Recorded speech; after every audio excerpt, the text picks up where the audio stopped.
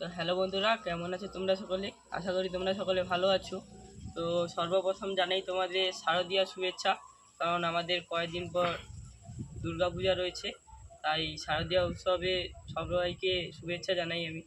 তো আমি কলকাতা থেকে গুমা স্টেশনে 5-10 মিনিট হেঁটে যেতে হবে। ওখানে সাদিয়া নার্সারি থেকে কয়েকটি গাছ নিয়ে এসেছি, তোমাদের শেয়ার করব।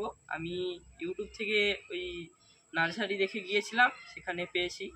আর আমি কয়েকদিন ভিডিও ছাড়িনি, এর কারণ হলো যে আমি কলকাতায় ছিলাম, তাই ভিডিওটা ছাড়তে পারিনি। গাছগুলো আগে পাঠিয়ে দিয়েছি, তারপরে গাছগুলো বসিয়েছি। কি কন্ডিশন আছে তোমাদের দেখাবো। আর আমাদের এখানে ননস্টপ বৃষ্টি হয়ে যাচ্ছে, তাই আমি ভিডিও করতে পারিনি। আজকে তোমাদের ভিডিও পুরোপুরি দেখো। এই ধার থেকে গাছগুলো দেখানো শুরু করি। প্রথমে আছে এই সফেদা গাছটি। এই সফেদা গাছটি এখানে গ্রাফটিং করা আছে। আর এটা হাইব্রিড সফেদা গাছ। এটা 4 থেকে 5 ফুট উচ্চতা হবে এবং ঝোপালো হবে। এই গাছটি তারপরে দেখাচ্ছি, এটা পাতাবি লেবুর গাছ। এটা উচ্চতা একটু বেশি হবে, কত হবে জানি না। এটা হয়তো 2-3 বছর পর ফলও দিতে পারে। তো এটা মৌসুমি লেবুর গাছ, এখানে গ্রাফটিং করা আছে এই মৌসুমি লেবুর গাছে। এটা খুব ঝোপালো হবে এবং ডালপালা খুব বড় হবে, এবং এই ডালপালাকে কেটে রাখতে হবে যাতে বেশি না ঝোপালো হয়ে যায়। এটাও সেই মৌসুমি লেবুর গাছ, এটাও সেই একই জাতে। আর এখানে গ্রাফটিং করা আছে, এটায় তোমরা দেখতেই পাচ্ছ। এই গাছটা খুবই আলাদা। এই গাছটা কমলা লেবুর গাছ। দেখি এই গাছটায় ফল হয় কিনা, কারণ আরও একটা কমলা লেবুর গাছ আছে, ছোট খুব, কিন্তু এখানে ফল ধরে আছে। যে এখানে একটা ফল ধরে আছে, এখানে একটা ফল ধরে আছে, এবং এখানে একটা ফল ধরে আছে। এবার এই ফল খসে পড়ে যায় নাকি দেখতে হবে। কম্পোস্ট।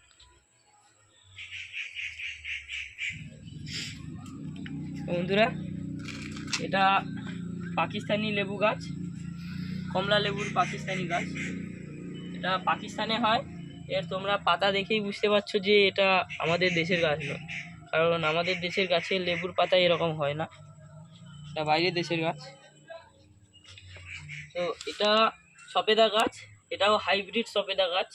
এটারও উচ্চতা 4 থেকে 5 ফুট হবে, ঝোপালো হবে। আর এখানে এটাও গ্রাফটিং করা আছে।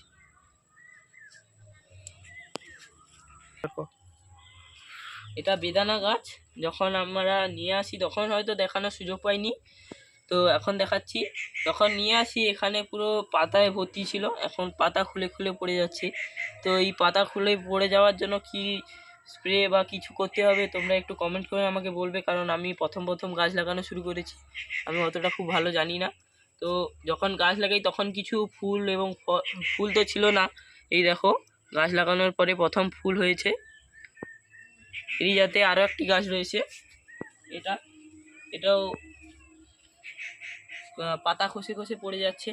এখানে ডাল আবার নতুন পাতা গজাচ্ছে এখান দিয়ে। তো বন্ধুরা, এই যে গাছগুলি দেখিয়েছি এগুলো বড় টবে লাগানো আছে, এবং এই গাছগুলি দেখিয়েছি যে এগুলো ছোট টবে লাগানো আছে। তো এগুলো আবার পরে বড় টবে লাগানো হবে। তো এখানে একটি কাটিমো আম গাছ আছে, এটাও খুব লম্বাটি। এটাকে এখান দিয়ে কেটে দিতে হবে, কারণ এখান দিয়ে বেঁকে যাচ্ছে, নাহলে কোনো ব্রাঞ্চ বেরই হবে না। এটা বড় টবে লাগানো আছে। আর এই গাছটি ছোট টবে লাগানো আছে, বড় টবে লাগানো হবে। এটাও সেই সফেদা গাছ, এখানে কোনো কুঁড়ি ধরে নেই, আর এখানে বেশি ব্রাঞ্চ বের হচ্ছে না, একটাই ব্রাঞ্চ বের হয়েছে। তো এটা লম্বা হয়ে যাচ্ছে, এটা কাটিং করে রাখতে হবে। আর এখানে গ্রাফটিং করা আছে, তোমরা দেখো এখানে গ্রাফটিং করা আছে। তো বন্ধুরা, গুমা স্টেশনে সাদিয়া নার্সারিতে যখন গিয়েছিলাম তখন দেখা যায় ওখানে বাংলাদেশি মানুষের ভাগ খুব বেশি। তো যারা যারা বাংলাদেশ থেকে আমার ভিডিও দেখছো তারা আমাকে কমেন্ট করবে। আমি জানি আমার অডিয়েন্স বাংলাদেশ থেকেও কিছু দেখে। তো এটা বাংলাদেশি জামকুলের গাছ, কালো জামকুল। এটা 20টা 1 কিলো হয়ে যাবে। 20টা জামকুল বড় বড় হবে এবং 1 কিলো হয়ে যাবে। এটা গ্রাফটিং করা আছে। গ্রাফটিংয়ের নিচ থেকে যে এটা বেরোচ্ছে, কুঁড়িটা বের হচ্ছে, এটাকে কেটে দিতে হবে। তো বন্ধুরা, আর দুটো বইয়ের ফুলের গাছ রয়ে গেছে, ওগুলো দেখাই।